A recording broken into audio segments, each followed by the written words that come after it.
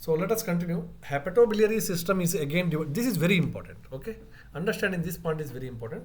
Hepatobiliary system is divided for the clinical understanding into three important parts. Okay, hepatobiliary system को हम कैसे divide करते हैं? It is divided into three important parts. Okay, one is hepatocyte disorders. Hepatobiliary system के बात कर रहे हैं हम, उसमें से एक part कौन सा है? Hepatocyte disorders. Okay, so hepatocyte involved है. So then there will be jaundice with the sickness. Okay, ये short में हम बता रहे हैं. If it is acute, jaundice with the sick child will be there. If it is chronic, there will be a long history. Portal hypertension, वो क्यों portal hypertension आएगा, I will explain later. Edema and failure to thrive. Suppose hepatocyte disease with enzyme deficiency, although it is chronic, child is happy looking, and long disease with mild jaundice. Disease बहुत दिन से है, सालों से है, but mild jaundice है, बच्चा happy looking है. अगर hepatocyte disease with liver failure है, ठीक है, ये हमने अभी तक डिस्कशन नहीं किया, लिवर फेलियर है, देन लिवर का फेलियर होना मतलब लिवर का हजारों जो फंक्शंस है लिवर का वो सब फेल होना है ना. तो हजारों फंक्शन उसका जितना भी फंक्शन सभी फेल होगा, ब्लॉक हो जाएगा, so you will have lot of problems. So there may be bleeding issues, there may be ascites, there may be jaundice, there may be pallor, there may be protein deficiency, ठीक है, there may be encephalopathy as we see in case of Wilson's disease. जब Wilson's disease last stage में चला जाता है, you will have encephalopathy, क्योंकि liver is also one of the very important organ which is detoxifying. जितना भी चीज़ आता है वो एक important function है, detoxifying function of the liver. जितना भी जो है बैक्टीरिया, टॉक्सिन, ये वो जो आता है वो सबको जो फिल्टर करता है वो लिवर करता है. अगर लिवर फेलियर में जा रहा है तो उसका फिल्ट्रेशन नहीं होगा, तो जितना भी आपका केमिकल टॉक्सिन्स है या बाकी टॉक्सिन्स है through the blood they also reaches the brain and brain will be get affected. Okay, ammonia ये सब ब्रेन में रीच होगा तो brain will be get affected and you will have encephalopathy. Okay, so these are the three important things in relation to the hepatocyte disease. This is one. Hepatobiliary system में एक हमें देखना है hepatocyte disease. दूसरा क्या है? दूसरा जो है biliary tract disease. Biliary tract disease. So biliary tract disease में क्या है? ट्रैक्ट्स. अभी हम लिवर को नहीं देख रहे, ट्रैक्ट्स को देख रहे हैं. Biliary tract. Biliary tract disease में jaundice will be there.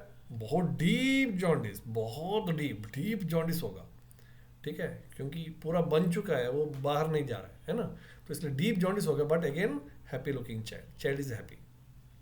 Now jaundice is deep and sickness is not proportional to that of the raising jaundice. ठीक है, मतलब जितना उसको जॉन्डिस दिख रहा है उतना तो पेशेंट परेशान नहीं है, वो तो हैप्पी लुकिंग है. ठीक है, that is called disproportionate. And jaundice without hepatomegaly, usually jaundice will be there but there is no hepatomegaly. यह बात अलग है कि वो क्या बिलियरी एट्रेसिया वगैरह है तो केस अलग है. Otherwise there is no hepatomegaly. Jaundice with non sick child, itching may be there and clay color stool will be there. Itching and clay color stool will be there. There may be obstructive phase with the sick child and itching. It suggests that there is also involvement of the liver with the hepatomegaly. Now, sometime ये भी हमें याद रखना है कि biliary tract disease है, हम मान के चलते हैं कि यहाँ पे जो है बच्चा हैप्पी लुकिंग है, no doubt. Okay, itching will be there, but sometime even in case of biliary tract disease also child may be sick looking. मतलब आपका जॉन्डिस बहुत ज़्यादा बढ़ रहा है, ठीक है, हेपेटोमेगाली नहीं है, बट फिर भी बच्चा सिक लुकिंग है, डीप जॉन्डिस हो रहा है और बच्चा क्या है कि राइट हाइपोकॉन्ड्रिक पेन नहीं है या हेपेटोमेगाली वगैरह कुछ नहीं है, बट फिर भी थोड़ा बहुत बच्चा सिक लुकिंग है.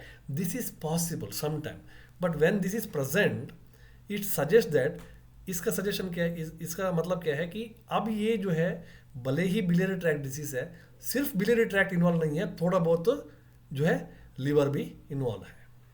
हो सकता है कि इंट्रा हेपेटिक है ना, इंट्रा हेपेटिक भी है तो वहाँ पे लिवर भी इन्वॉल्व है. So see this is the beauty of the medical field. Medical field में ना, जैसा कि मैथमेटिक्स में और इंजीनियरिंग में जो होता है कि कोई भी चीज़ ऐसा फिक्स नहीं है, ये भी हो सकता है वो भी हो सकता है. It depends upon the host defence. जो होस्ट है, जो पेशेंट है, उसका डिफेंसिव सिस्टम है, उसका इम्यून सिस्टम है, उसका बाकी न्यूट्रिशन सिस्टम है, इसके ऊपर सब वो डिपेंड होता है. So every possibility is out there. We cannot go with the fixed. Jaundice मतलब biliary tract disease means always sick child, ऐसा नहीं है. 90% केस में, sorry, always happy child, ऐसा नहीं है. 90% केस में happy child है, but 10% chances is there may be sickness. Now, तो पहला पार्ट क्या हो गया हेपेटोबिलियरी सिस्टम में, हेपेटिक पार्ट. दूसरा biliary part. Now third very very important that explains the portal hypertension, that is venous system. Okay, so biliary system, hepatobiliary system is divided into three parts. One is hepatocellular part, dusra biliary tract part, and third one is venous system. This is totally new, I think, for you. Okay, another one is venous system. So what is this venous system? That we will see now.